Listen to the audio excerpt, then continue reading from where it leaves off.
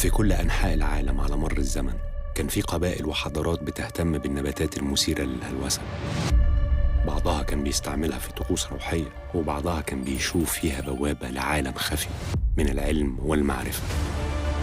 The good part of their knowledge comes from the hallucinations induced by certain plants. Any credible research gets blocked, typically by government. Is probably safer than any other drug. How do we know that this is not a rumor?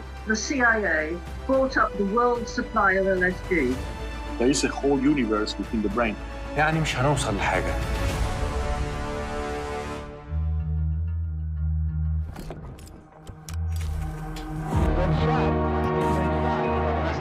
Crashed into one of the towers.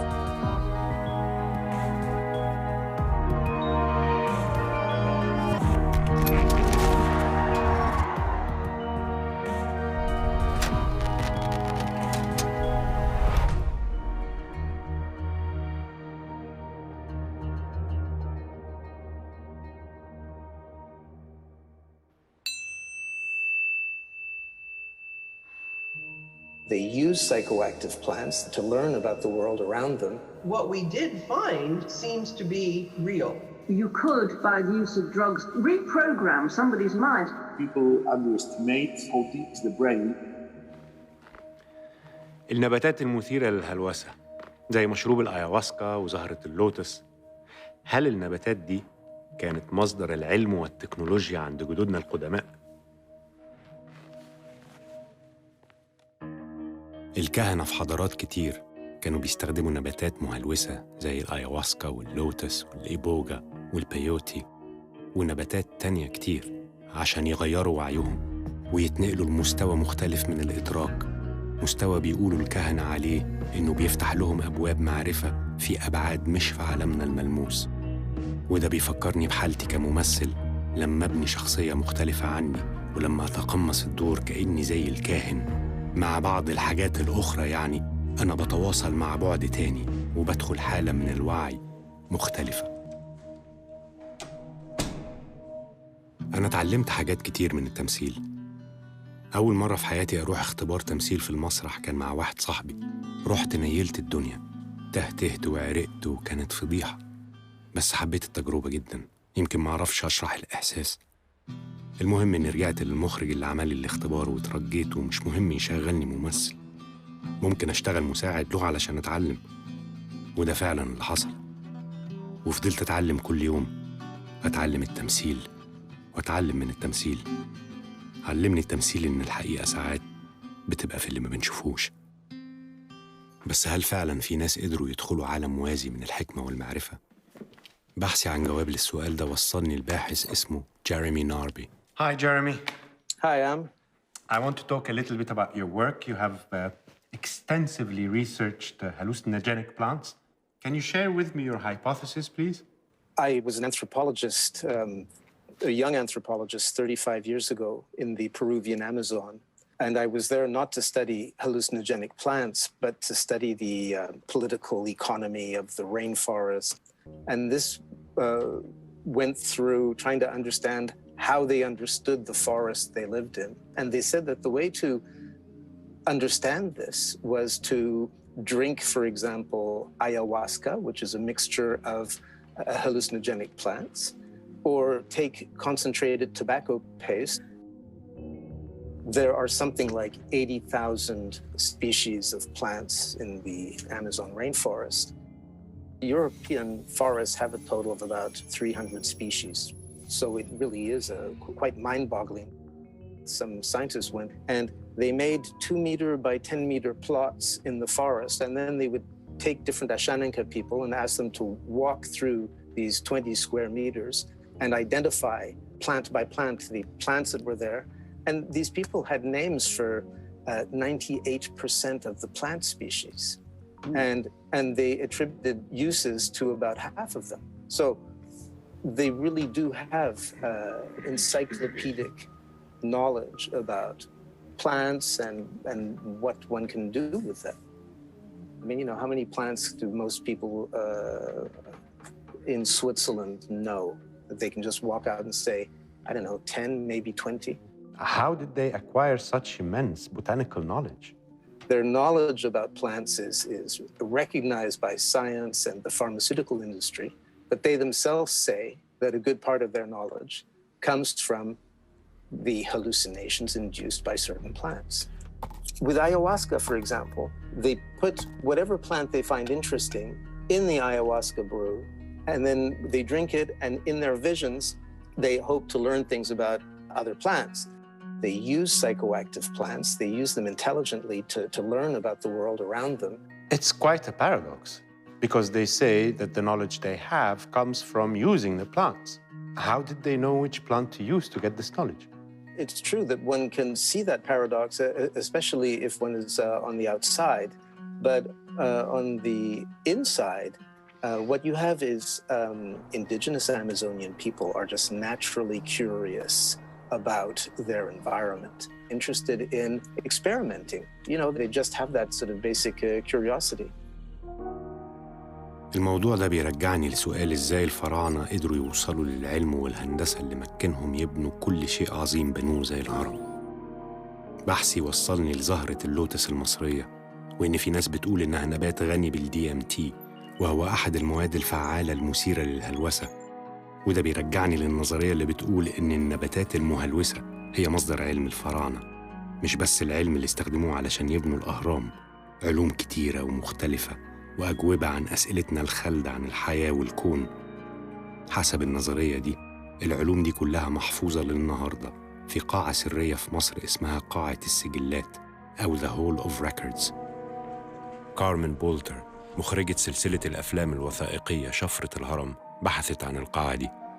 It seems that ancient civilizations have managed to gather exceptional knowledge. And some people claim that this knowledge is actually hidden in a place called the Hall of Records. Does this place exist? It is a good question, and I think Edgar Cayce, the sleeping prophet, way back many decades ago, was one that talked about it, and he also talked about it being in 3 different places. Now, I've researched Edgar Cayce's work, and I think that you can't take it all literally. So did you figure out where it is?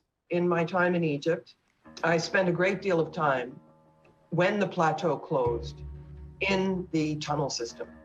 I spent a lot of time inside the body of the Sphinx and could see that there actually were blocked chambers, blocked passageways. There's a satellite system called geoscans. And so when we did the scan, it turned out to be a huge network of underground chambers, not passageways. So inside these chambers, there was traces of precious metals, gold, precious jewels, no bones, no pottery. So it wasn't a civilization, it wasn't somewhere they lived. So do you think this is the famous Hall of Records? I'm not going to tell you that I know what this is. That we can speculate, but what we did find seems to be real. I guess you need a permit to go inside and see for yourself. Did you show the government what you found to get a permit? We made plans, we presented it to the government. But of course, anything that goes through to the government, they say, yes, come here, show us your research, and then they cancel. So do you think there is a force trying to keep us away from our ancient knowledge? I would say definitely. It seems that any credible research that could give us real definitive information about our ancient past gets blocked, typically by government. طب أنا أصدق مين دلوقتي؟ في ناس عندها مؤهلات بس أسئلتهم مش مظبوطة، وناس تانية ما عندهاش مؤهلات بس أسئلتهم مهمة. السؤال هو ليه بيمنعوا الأكاديميين إن هم يعملوا أبحاث في الموضوع ده؟ ومين من مصلحته إن هو يوقف مشوار البحث في موضوع زي ده؟ بيقولوا في الخمسينات والستينات بتاعة القرن العشرين الغرب فعلاً بدأ يبحث في الموضوع ده، ولكن فجأة الأبحاث وقفت وكل المواد اتصنفت جداول مخدرات. المكتوب عن الموضوع بيقول إن في 1938 عالم سويسري اسمه ألبرت هوفمان نجح إنه يصنع في المعمل مخدر بيسبب الهلوسة اسمه LSD. الناس أيامها كانوا بيلجأوا لأنواع من الفطريات ومواد تانية علشان يغيروا حالة وعيهم. لكن إدارة أبحاث في معامل علمية ده ممكن نستنتج منه إن مجتمع العلماء كان عنده النية إنه يدرس الحاجات بتاعة الهلوسة دي. LSD is colorless and essentially free.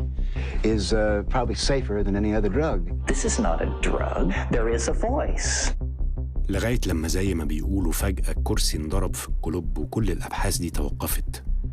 يا ترى ليه؟ لين بيكنت باحثة وكاتبة اشتغلت بعمق على الموضوع ده وممكن تساعدني. I want to know who would want to stop research on such substances. It says it all when you discover that the CIA in the 50s basically bought up the world's supply of LSD. I mean, literally did that. And they wanted to experiment with it. This was because after the Second World War, the movement in military thinking was, yes, of course, we've got to have our traditional weapons, but we want to look more at psychological warfare.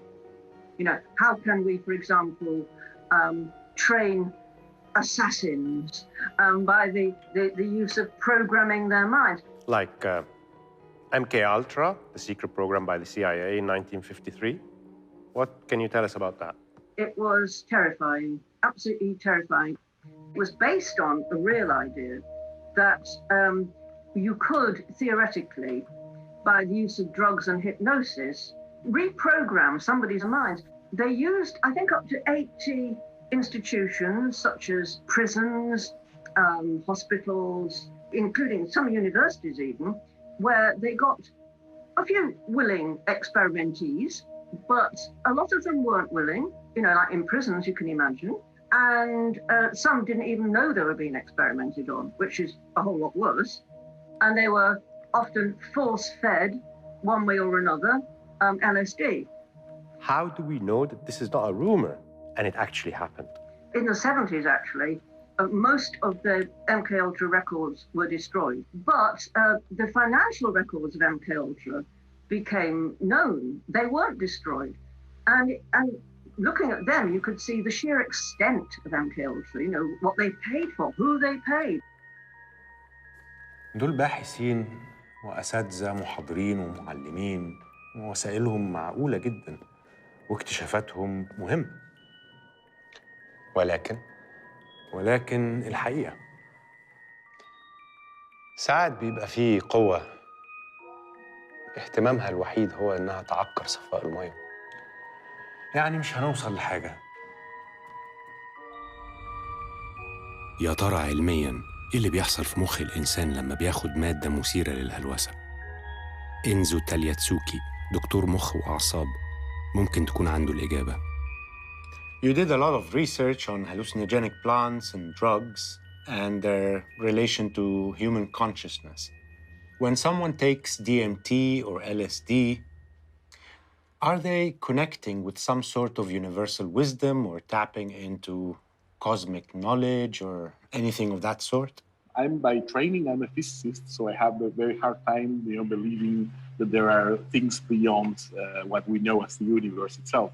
What I have to say is that people underestimate how deep is the brain, in the sense that there is a whole universe within the brain, in a sense. So when people take ayahuasca, for example, and they see these wonderful images, serpents, shangles, like the cosmos, they have this instinct, okay, so this is so vast that it has to be outside myself. But I think this is wrong. I think that Carl Sagan once said that the brain is a very big place in a very small space. It means that there are a lot of things inside of ourselves that we aren't usually aware of. And this is exciting for me. That would mean we are all quite similar inside because we are all human. Exactly. See, that's a wonderful conclusion. Yes, so there are differences, of course, because not everybody is the same, but at a very core level, the psychedelic experience is very similar across individuals. There is something implicit in the human being that is tapped under the effects of psychedelics, and that is something, of course, it's worth exploring. Okay, so we are not tapping into universal wisdom, but are we tapping into other beings, like plants or other minds? It's not that we read each other's minds, like, waves coming from my brain to yours, but it could happen that still the bandwidth of the emotion that we can communicate to each other is amplified a lot. And that has a little bit of spiritual meaning by itself. It doesn't have to go against the laws of physics to be spiritual.